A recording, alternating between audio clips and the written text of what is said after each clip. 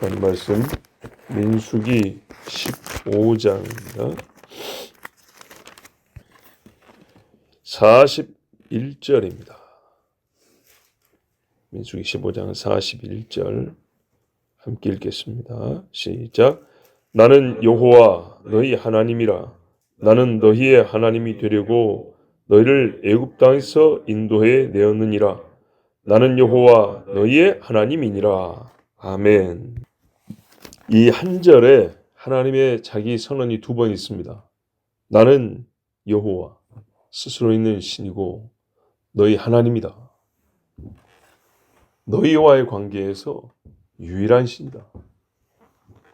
유일성만 말한 게 아니라 유일하다는 말은 오로지 너희를 택한, 너희에게 행한 모든 일에 있어서 근원은 나밖에 없고 너에게 주어진 은혜도 다 내가 준 거라.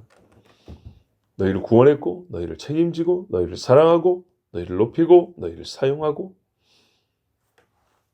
너희와의 관계에서 나는 하나님이다. 야, 이게 얼마나 가슴 벅차면서 힘있게 하는 말씀인지 모릅니다. 그리스도인이 말입니다. 죄로 인하여 두려움, 나의 죄로 인하여 하나님 앞에서는 두려움만 없다면 이 한 말씀으로 사실은 모든 두려움을 이길 수 있습니다. 하나님보다 크신 이가 어디 있습니까? 그렇죠. 제가 왕년에 있었던 일을 말씀드리면 겁이 없는 경우가 두 가지가 있어요. 사람이. 어떤 경우냐면 망가질거나 파괴될 것을 각오하면 겁이 없어집니다. 그렇지 않습니까? 예. 죽어버리겠다. 그러면 겁이 없죠. 그래서 여러분, 격투기 선수가 깡패를 못 이기는 이유가 뭐냐면 싸움을 못해서가 아니라 나는 내일을 생각해야 되는데 쟤들은 내일을 생각 안 한단 말이에요. 뭐 말인지 아시겠어요? 나는 딸린 식구도 걱정을 해야 되는데 자들은 에이씨 뭐 한 번 더 들어가면 되지 뭐 이래버린단 말이죠. 여기서 차이가 나는 겁니다. 무슨 뜻인지 아시겠죠? 이런 식일 때 사람이 겁이 없어져 버립니다. 죽어도 좋다 진짜. 그러니까요. 누가 밀까 봐 난간에 안 서는데 자살할 때는 안 밀어도 자기가 떨어지죠. 죽어버리겠다 해버리면. 이런 마음을 마귀가 주는 건데 하여튼 죽음을 각오하면 안 무섭습니다. 두 번째. 유일한, 그 외에 유일한. 이 앞에 거는 사실 마귀가 속이거나 하나님이 힘을 주시거나 둘 중에 하나밖에 없는데 평시에 하나님이 나와 함께 하신다. 정말 이러면요. 얼마나 담대함이 생길지 모릅니다. 풍랑이 있는데 배를 타잖아요. 와, 저기를 건너간다면 앞이 깜깜한단 말이에요. 그런데 딱 떠오르는 거는 선장을 의지하는 것도 아니고 하나님이 나를 저기 끝까지 가게 하실까 하지 아니하실까. 하나님이 이 바다 중간에서 나를 빠져 죽게 하실까 아니하실까. 물어봅니다. 하나님 들으라고 물어봅니다. 스스로 묻는 것 같지만 하나님 다 듣고 계시잖아요. 하나님은 오늘 나로 하여금 저기 우리 집에까지 가게 하신다. 반대로 나올 때도 이렇게 질문을 해봅니다. 이 병이 하나님이 나를 죽이려고 하시는 병인가? 근데 희한하게요. 답이 나옵니다. 죽을 병이다 아닐 병이다. 아니다. 하나님이 죽이려고 작정하지 않으신 병이야? 그러면 낫겠지. 낫는데. 그리고 사람들이 많이 있는데도 불구하고 겁이 없을 때가 있어요. 혹시 시비가 붙어서 싸움이 날 수도 있잖아요. 근데 겁이 없을 때는 뭐냐면 저들이 불의하고 내가 의롭다는 진짜 확신이 들어버릴 때는 다른 때와 달리 겁이 없어져 버립니다. 와, 이런 경험들. 내가 너희의 하나님이라. 얼마나 우리를 정말 살 소망 있게 하는지 모릅니다. 전날에 말씀드렸잖아요. 짧지만 배를 곪고 살아본 적이 있는데 하나님 먹을 것을 주십시오라고 기도하면서 과연 하나님은 나를 굶겨 죽이실 하나님이냐? 아니다! 답이 바로 나왔어요. 성경에 들의 백합화를 보라, 하늘의 새를 보라. 심지 않고 길쌈다. 이게 농사 짓는 일 전혀 안 했는데 먹이고 입히시거늘 하물며 너희일까 보냐 믿음이 작은 자들아. 하나님의 자녀랍니다. 지금 보세요. 어디 굶고 사는 사람처럼 보입니까? 언젠가 우리가 주님을 위하여 고의적으로 굶을 일은 있겠지만 그때에도 마음의 확신, 나의 하나님 이렇게 말씀하셨다. 당장 밥은 안 생겨도 절대로 굶지 않는다. 그리고 일어난 일들은 참 놀라운 일들이었습니다. 나는 너희 하나님이 되려고 너희를 애굽 땅에서 인도해 내었느니라. 하나님은요 모든 사람에게 구원을 먼저 베푸십니다. 즉 너희의 하나님이라는 칭호를 알려주실 때 하나님이 가만 보면 행위가 앞섭니다. 그러지 않습니까? 아바 아버지라고 불러. 그럼 아들 보내줄 테니까. 그랬나요? 아들 보내주고 이 아들로 말미암아 아바 아버지를 부를 수 있게 한다 그랬죠. 그러면 무슨 말이죠? 그 다음에 아버지라는 호칭이 주었다는 거죠. 너희 하나님이 되려고 창조주로서만 하나님이라는 의미가 아니죠. 구원자로서 하나님이 자기를 그렇게 이스라엘과 관계에서 자기 지위와 자기 자리를 그렇게 삼겠다는 겁니다. 그거는 만들었기 때문에 주어지는 자리가 아닙니다. 하나님 스스로 항상 뭐라 하면 판단받을 때 자기의 의로우시며 이랬어요. 자기도 의로우시며. 내가 어떻게 애굽인이 아닌 너희의 하나님이 되냐 하면 내가 너희를 애굽에서 구하여 냈기 때문에 이렇게 말씀합니다. 너희 하나님이 되려고. 그래서 이게 중요해요. 하나님이 되려고가 아니에요. 너희의 하나님이 되려고. 네, 너희의 하나님이 되려고 너희를 애굽에서 인도해 내었느냐. 애굽 땅에서. 지리적 이동이 아니죠. 포로되고 종살이 하던 것이죠. 죽음입니다. 거기서 생명으로 끌어냈다는 겁니다. 누가? 내가 너를 죽음에서 사망에서 생명으로 끌어냈기 때문에 살아난 너와 나는 어떻게 해요? 나의 하나님, 나의 백성 된다는 겁니다. 하나님이 먼저 하셨죠. 이거는 개인에게도 그대로 적용되는 겁니다. 누가 하나님의 은총의 행위를 입지 않냐고 하나님 부르는 이가 어디 있습니까? 남이 하는 것처럼 앵무새처럼 따라하는 거 말고요. 정말 너희의 하나님 것처럼 나의 하나님, 다윗처럼 나의 하나님, 나의 하나님, 나의 힘 되신 여호와여 어떻게 부를 수 있냐고요. 다윗이 먼저 하나님을 찾았습니까? 하나님이 다윗을 찾았죠. 나는 여호와 너희의 하나님이라. 정말 이 하나님이 스스로 하신 이 선포만 귀에서 떠나지 않아도 이 소리만 계속 울리고 있어도 얼마나 우리가 소망과 담대함이 있는지.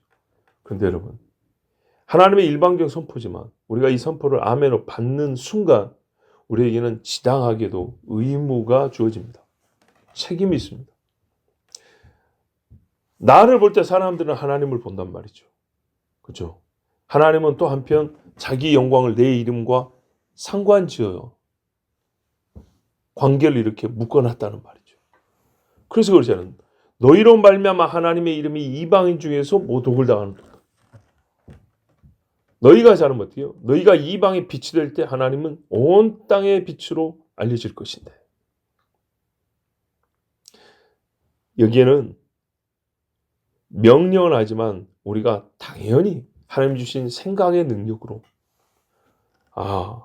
하나님이 나의 하나님이 됐다는 말은 나는 하나님의 백성, 자녀가 됐다는 뜻이 내포되어 있잖아요. 당연한 관계죠.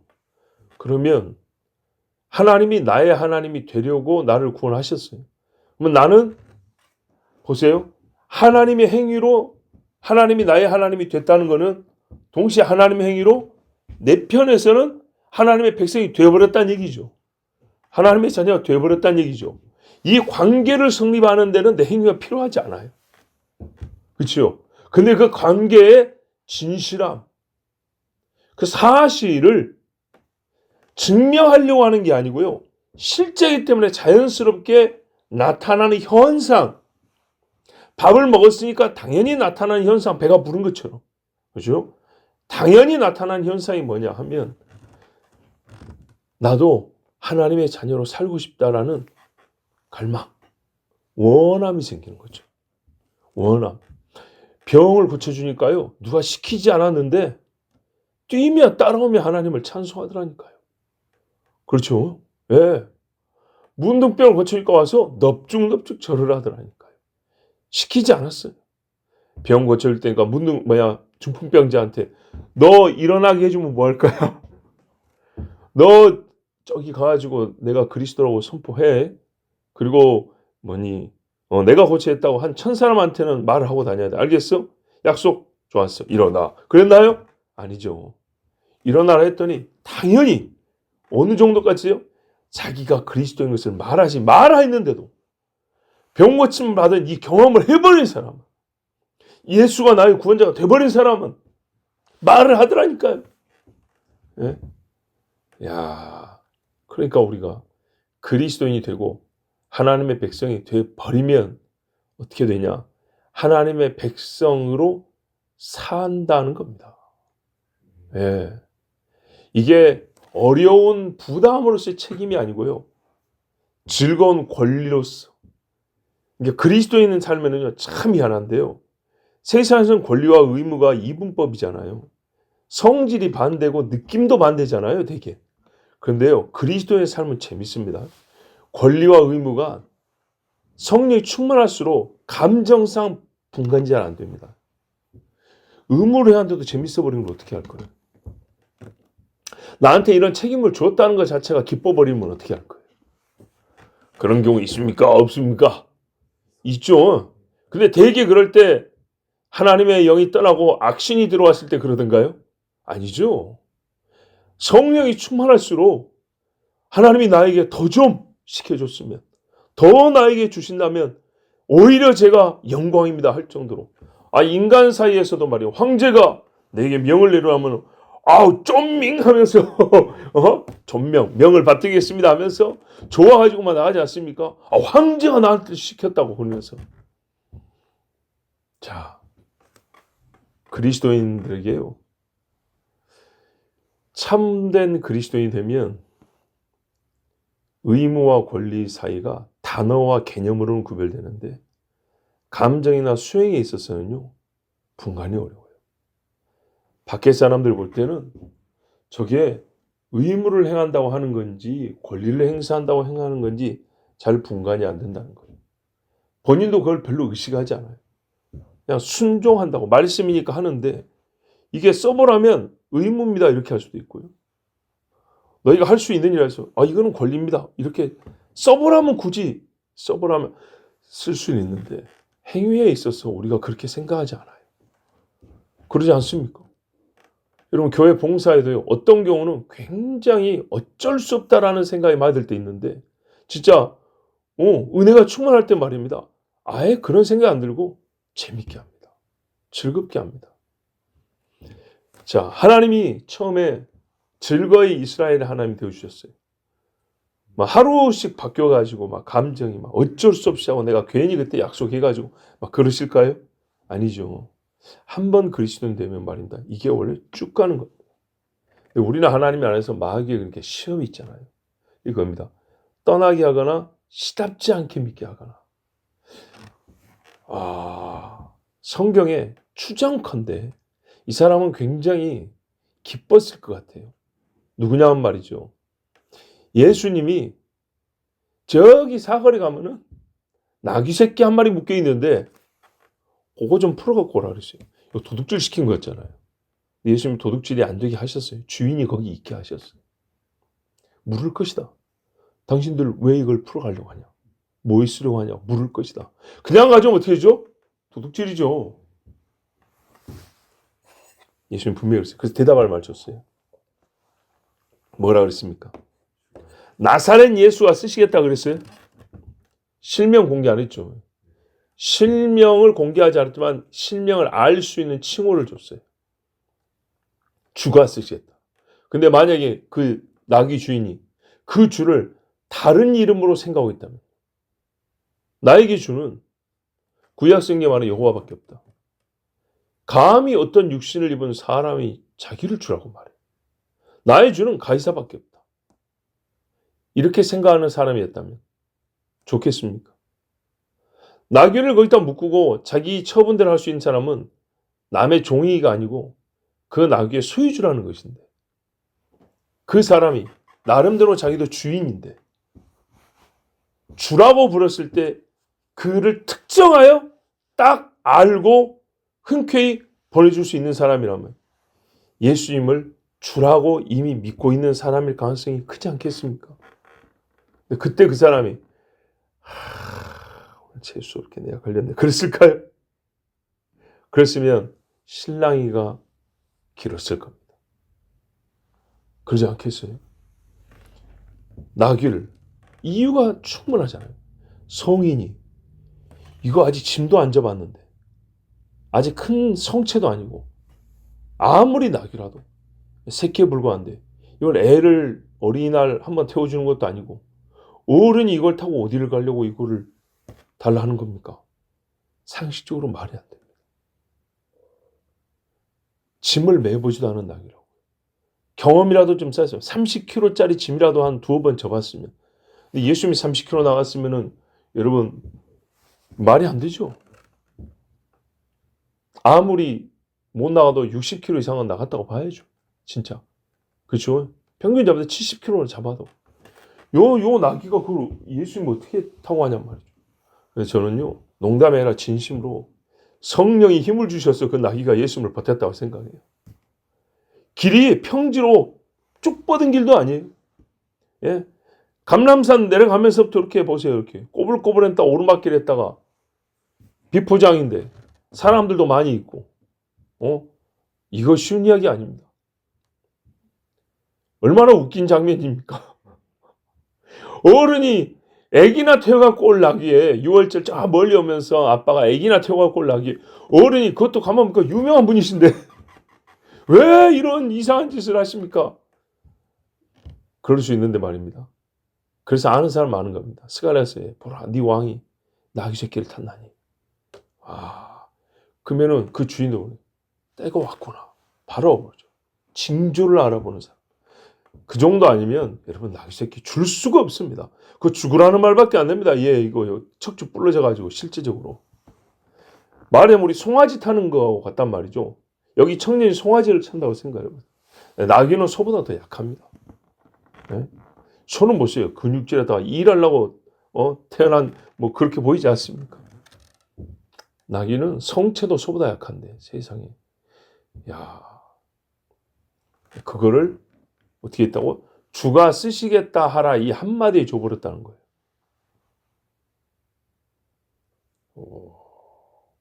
저는요, 이 사람이 예수님을 주라고 이미 알고 있고 믿지 않았다면 이거는 불가능한 일이라고 봅니다. 과연 그때 이 사람은 입을 실룩실룩 하면서 줬을까요? 아니겠죠. 그때가 왔구나. 내가 그 예언의 성취에 내가 쓰임을 받다니. 내 나귀가 얼마나 좋았을까요? 그죠? 혹 이 나귀가 잘못되더라도 그것을 아깝다고 생각하지 않았을 겁니다. 여러분 마리아를 보세요. 세상에 나귀가 진 짐하고는 비교가 안 돼요. 그죠? 나귀는 성인 예수님의 무거운 육체의 무거운 짐을 졌지만 마리아는 그램도 안 되는 작은 씨에 불과한 예수님에서 뱃속이 한 3kg에 양수까지 많이 넉넉자만 10kg에 무게로 보면 그렇게 많지는 않아요. 그렇지만 여러분 이게 한 여인으로서 감당할 수 있는 짐이 아니잖아요. 근데 처음에는 너무 무거웠어요. 너무 무거워서 나는 남자도 알지 못한다. 요 한마디면 답이 되잖아요. 남자도 모르는데 이게 무슨 말 같지 않은 소리냐고. 하나님이 나를 부정한 여자로 만드는 게 하나님 뜻이냐고. 그런데 천사의 한마디에 뭐랬어요? 이 무거운 짐이 즐거움과 찬송이 됐어요. 마리아가 찬송 부르죠. 주의 성령이 너를 덮으시는 그랬어요. 너는 천하에 복 있는 여자라고 불릴 것이다. 야, 그러자 바로 뭐였어요? 기쁨으로 주의 계집종이니 주의 뜻대로 내게 이루어지이다. 보세요. 성령이 충만해버리면 의무와 책임, 권리와 이것들이 분간이 안 된다니까. 완전히 결합되고 하나가 되어버립니다. 주여. 그래서요, 솔직히 말해서 은혜가 별로 없을 때는요, 순종과 복종을 예리하게 나눕니다. 예리하게. 그래서 개념적으로 막 정리해가면서 의도를 보면 뭔가 잘 안 해보려고 막 따집니다. 근데요, 진짜 성령이 나를 사로잡으면요, 순종, 복종이라는 개념 자체가 떠오르지 않아요. 그냥 아멘 이후 예가 나오지. 예 다음에 순종이 떠오르지, 순종해야지 예 이렇게 안 나와요. 그냥 예가 나와버립니다. 나의 하나님 앞에 내가 그분의 백성이 되매 최정점은 거기까지. 예수님이 이렇게 말하잖아요. 나와 아버지는 하나이라고 그랬잖아요. 근데 우리도 그랬어요. 예수님이 뭐라냐면 기도하면서 마지막에 제자로 기도하면서 아버지요, 아버지와 내가 교제한 것처럼 저들도 우리가 하나 되어 교제하게 하기를 원합니다. 여러분, 성부 하나님, 성자 하나님 사이에 교제할 때 내가 아들이라고 어쩔 수 없이 내려간다 그랬을까요? 시편에 뭐라 했어요? 즐거웠다 그랬어요. 아버지께서 나에게 있을 일, 나에게 하실 일, 내게 일어날 일, 내가 해야 할 일 싹 두루마리 기록해줬고 나를 위하여 육체까지 예배해 두셔. 내가 기쁨으로 내가 왔나이다 이랬다고요. 그 교제에 제자들도 같이 있기를 원합니다.